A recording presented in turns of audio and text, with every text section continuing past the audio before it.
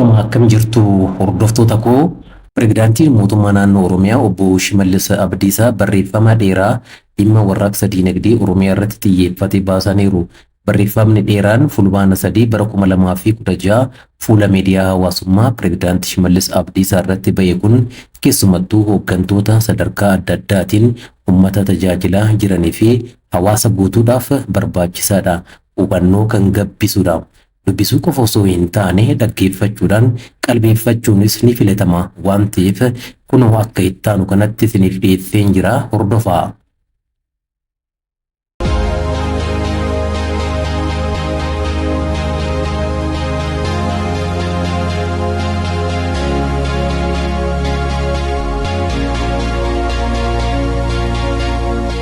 Kaayyoon barreeffama kanaa galmoota gurguddoo marammartuu seenaa kufaatii gamatti mootummaan jijjiiramaa keenya gama siyaasa diinagdeetiin karoora milkeessuudhaaf qabate keessatti hudhoo fi qoddattoonni dandeessisoo maal akka ta'an akkasumas akkamiin akka hiikaman yookaan akka raawwataman irratti hubannoo uumuudha. Haaluma kanaan hooggansi sadarkaan jiru hojjettoonni caasaa mootummaa deeggartoonni misooma keenyaa qooda fudhattoonni fi uummanni bal'aan kallattii fi galma imalichaa baree tumsarraa eegamu akka taasisu dandeessisuudha.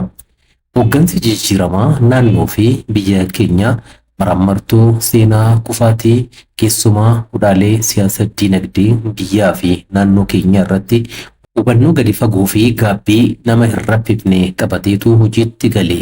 Hudhaalee gama tokkoon haala walxaxaa siyaasa diinagdee idil addunyaa amma keessa jirru irraa maddu gama biraatiin ammoo murteessummaa caasessaa amala biyyummaa state culture irraa maddee fi jaarraa hedduudhaaf biyya keenya hudhee as ga'e furuun ergama ulfaataa ta'us dirqama bahamuu qabu taasisuun fudhatee sochii jalqabe.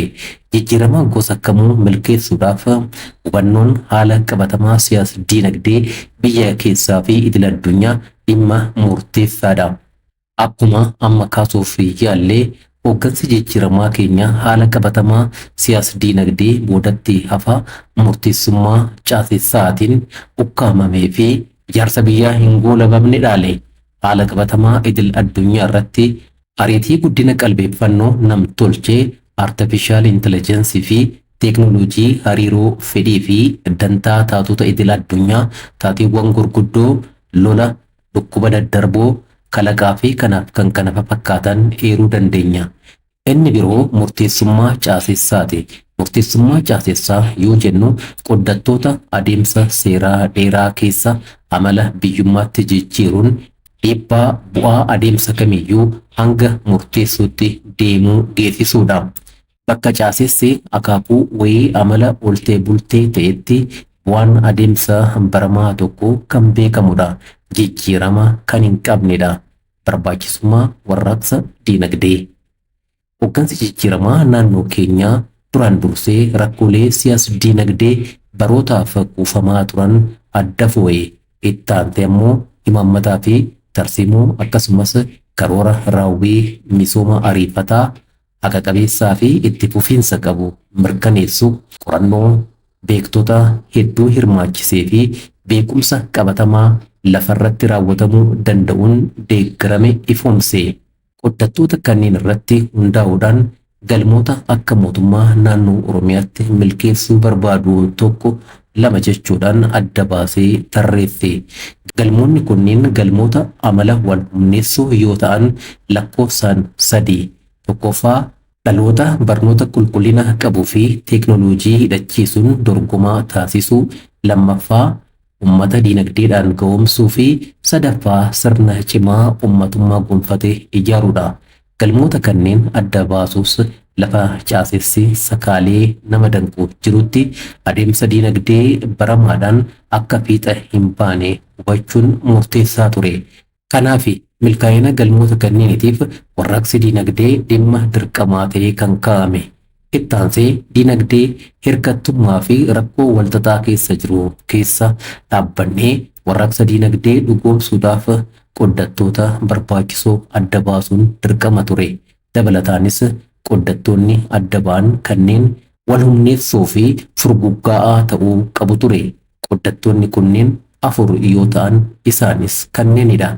Tokkoffaa hudhaalee qajeeltowwanii fi hojmaata biirokiraasii furuu, labsiiwwan, to'annoowwan, hojmaatonni, imaammattoonni fi tarsiimawwan kallattiidhaan dhaallee amala biyyummaa sakaalaa ta'e irraa kan maddanidha. Amala hojmaata dhaabbilee biyyaa ta'aniiru. Dandeessisoo osoo hin taane dadhabsiisuudha. Heeyyamoo osoo hin taane gufachiisuudha.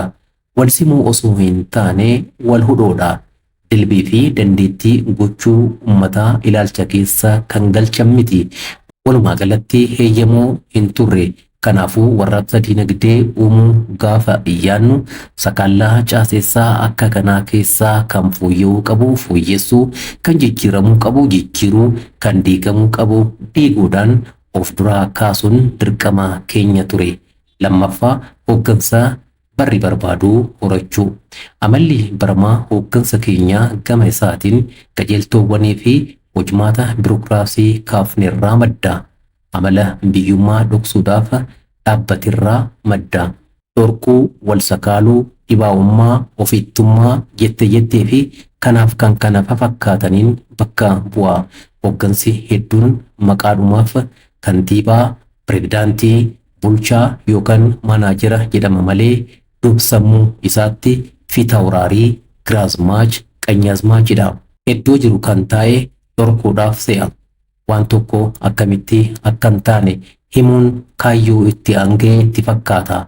Haala dandeessummaa irratti dugda dhukkuba. Hundaa ol gaheen hooggansaa jettee hoogganuu itti fakkaata. Amalli qabatamaa siyaas diinagdee naannoo idil addunyaa amma jiru garuu diinagdee hoogganuu gaafata. Amaloota harkisuu dhaalee kanneen keessaa ba'ee dandeessisaa ta'uu barbaada. Akka hooggansa siyaas diinagdee dadhabaa akka naannoo fi biyya keenyaa gaggeessuutti sababa waan tokko itti hin milkoofne hedduu tarreessuu dandeenya. Rakkooleen milkaa'ina raawwii tokko danqan lakkoofsa hin qaban. Garuu ammoo eenyutti iyyanna? Waan hiree ta'ee iddoo jirru kan teenye marammartuu kana cabsuu fi rakkoolee kumaa fi kitila keessa kan teenye akkamitti akka danda'amu yaaduu fi faluu maluu fi dandeessisuu fi warraaqsi diinagdee amala gaggeessaa akka kanaan malee hin socho'u. Sadaffaa dandeettii sochiin uummataa uumuu fayyadamu. Seektarri dhuunfaa naannoo fi biyya keenyaa haala diinagdee baramaa keessatti illee sochii hiika qabu taasisuu kan danda'u miti. Qabeenyi biyya kanaa harki hedduun mootummaadhaan kan qabamedha. Warraaqsi diinagdee galmoota gurguddoo sadan mootummaa naannoo keenyaa akka utubu kaayyeeffanne ammoo seektara dhuunfaa malee kan milkaa'u miti. Kanaaf falakaa'uun dirqama ture. Hooggansi keenya sadarkaa jiru furmaata rakkoo kanaatiif kaa'ame irratti hubannoo gahaa ta'e argatee socho'uu qaba. Carraan jiru seektara dhuunfaa anniisaa warraaqsa diinagdee kaayyeeffanneef ta'uu qabu ariitiidhaan uumuudha. Gaaffiin itti aanu maalirraa uumna, akkamiin uumna kan jedhudha. Seektara dhuunfaa dafee nu dhaqqabuu fi oomishaa ta'e uumuudhaaf xiyyeeffannaan keenya qotee bulaa fi horsiisee bulaa qabnu ta'uu qaba. Raawwii kanaatiif ammoo uummata keenya daangaa hanga daangaatti sochoosuu qabna. Dhimmi qotee fi horsiisee bulaa dhimma baadiyyaati. Gama tokkoon caasessa jaarraa hedduudhaaf baadiyyaa keenya magaalotaan akka qorqamu murteessee cabsuu barbaada. Gama biraatiin hawaasa baadiyyaatiif haala bakkuma jirutti qabeenya horachuu dandeessisuu uumuudha. Mootummaan naannoo Oromiyaa hubannoo kanarraa ka'uudhaan sanada qorannoo ce'umsa baadiyyaa Oromiyaa qopheesseera. Sanadoota beekumsa saayinsawaa fi gochaan dhugoomuu danda'an keessaa adda dureedha.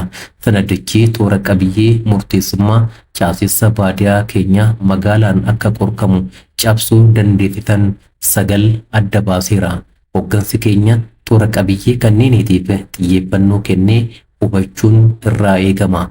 Isaanis tokkoffaa teeknooloojii maddisiisuu, lammaffaa galteewwan fakkeenyaaf dhiyeessii sanyii xaa'oo farra ilbiisaa akkasumas kan aramaa, sadaffaa tajaajila ekstenshinii, afraffaa gabeessuu agiroo-ekooloojii beesd koomershaalaayzeeshin, shanaffaa meekaanaayizeeshinii, ja'affaa hammattummaa faayinaansii baadiyyaa ruuraal faayinaanshiyal inkluushin, torbaffaa kunuunsa qabeenya uumamaa, saddeettaffaa jallisii fi saglaffaa dandeessummaa dhaabbilee instituushinaal eneebilarsidha. Sanadni kun qabatamatti nu gargaaraa jira.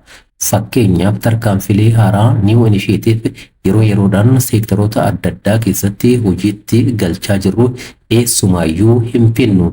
Sanada yabbuu koompirensiif ta'e kanarraa qicanna. Gara dhimma duraatti yoo deebinu hawaasa keenya baadiyaa biizines maatii irraa kaafne sochoosuudhaan bakkuma jirutti qabeenya akka horatu taasisuu qabna.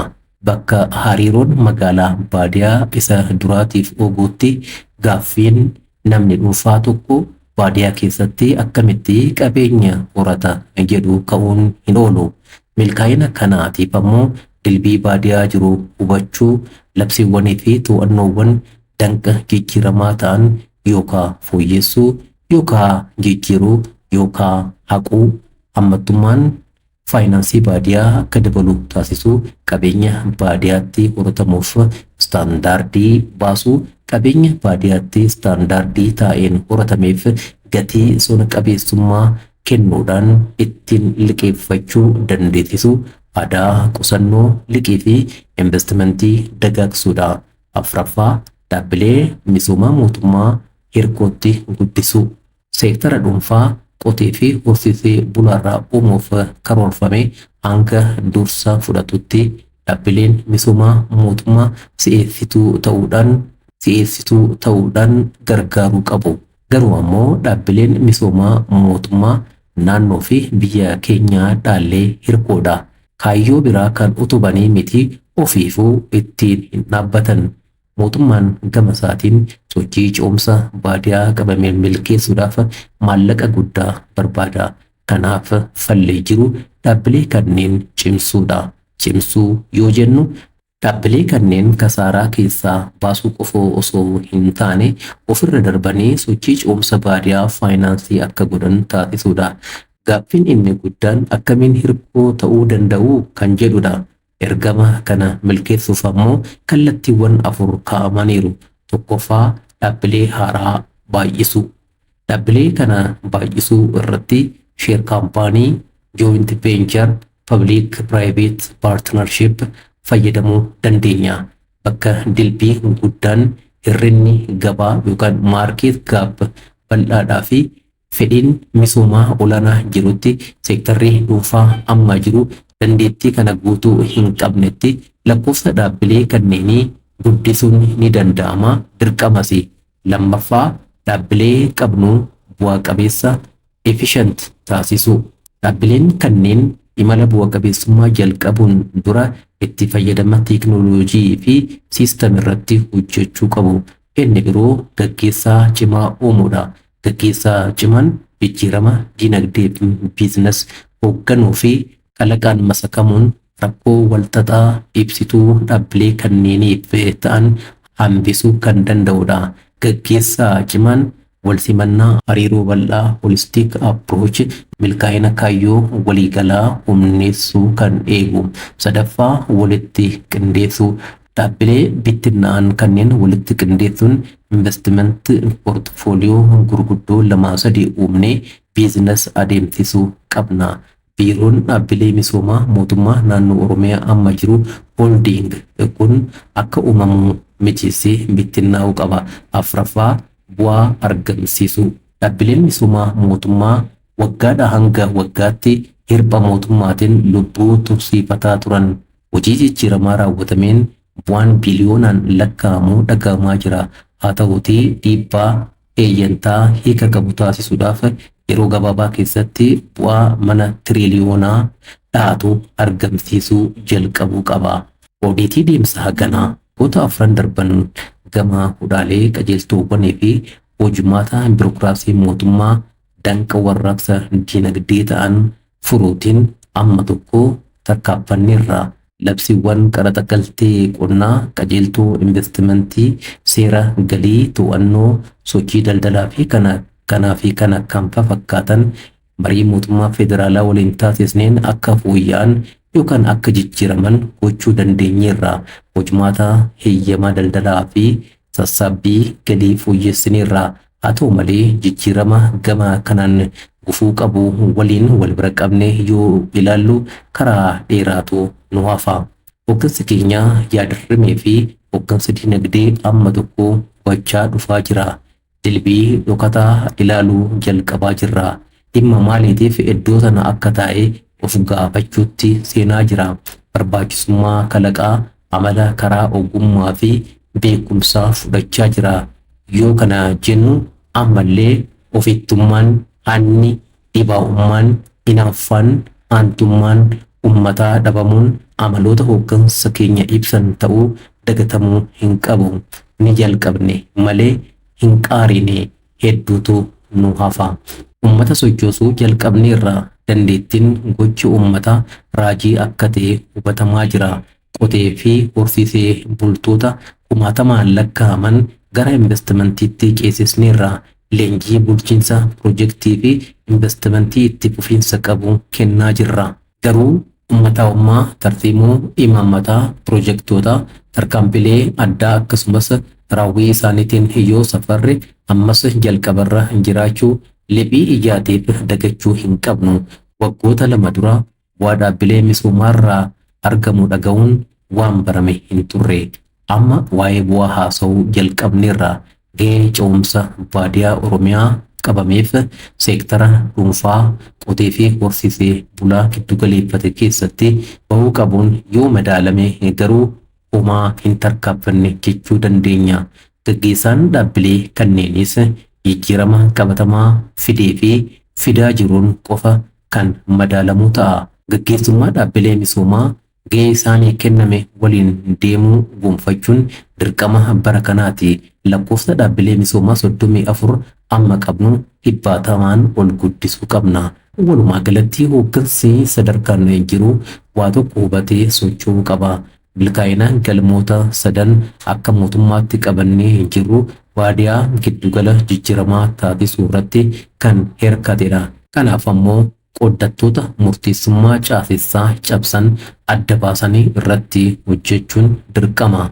Uummanni Oromoo waggoota hedduudhaaf biyya sirna isaatiifis ta'e uummata obbolaatiif mijaa'aa ta'e ijaaruudhaaf qabsoo aarsaa guddaa kaffalchiisee booda injifannoo siyaasaa gonfateera. Qabsoon hooggansa Oromoo har'aa ammoo injifannoo gama siyaasaatiin argame kana gara beekumsaa fi teeknooloojii, dinagdee fi sirna cimaadhaan lafa qabsiisuudha. Ergamni hooggansa keenyaa murteessummaa caasessaa mo'achuun badhaadhina milkeessuudha jedhaniiru. Pireezidaantiin mootummaa naannoo Oromiyaa Obbo Shimallis Abdiisaa barreeffama dheeraa dhimma warraaqsa dinagdee irratti xiyyeeffachuudhaan fulbaana 3 bara 2016 karaa miidiyaa hawaasummaa isaaniitiin baasaniin hordoftoota koo waan hordoftaniif baay'een isin galatoomfadha. Fayyaa ta'aa nagaatti.